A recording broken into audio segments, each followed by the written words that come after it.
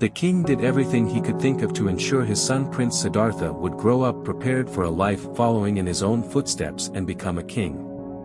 He ordered a high wall to be built around the palace, including its parks and gardens, but the prince was not happy living like a prisoner.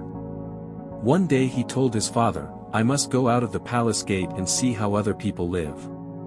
"Very well, my son," said the king, "you shall go outside the palace wall to see how people live in my city. But first I must prepare things, so that all would be good and proper for my noble son's visit." The king ordered the people of the city to prepare for his son's visit by making the streets and homes beautiful and welcoming him as he passed them by.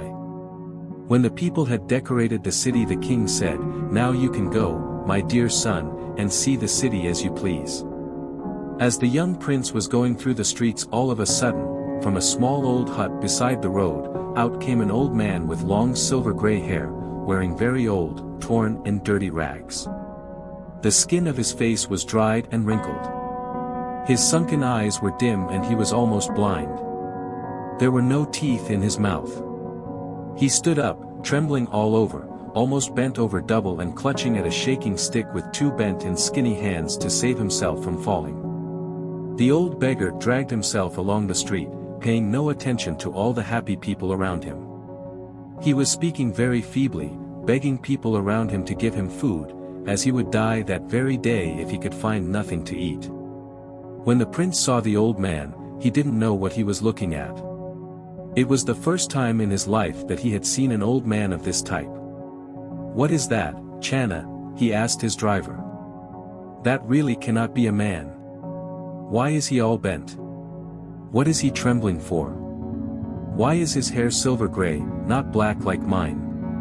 What is wrong with his eyes? Where are his teeth? Is this how some people are born?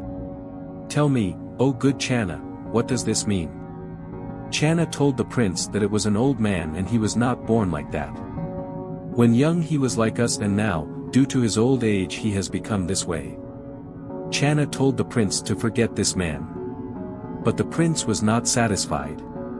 "Everyone in the world, if he lives long enough, becomes like this man. It cannot be stopped," said Channa.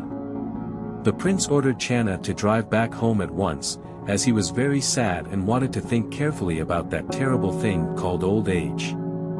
That night there was a grand royal feast for the prince, but he was not interested or happy at all during the dinner and dance.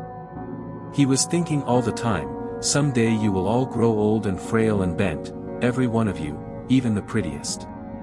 He could not sleep when night came. He was in bed thinking that one day, everyone would grow old, gray, wrinkled, toothless and ugly like the old beggar. He wanted to know if anyone had found a way to stop this horrible thing, old age.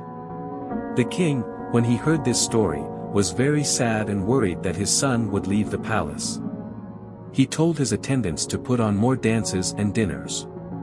But the prince begged his father to allow him to see Kapilavatthu on an ordinary day without the people being told of his visit.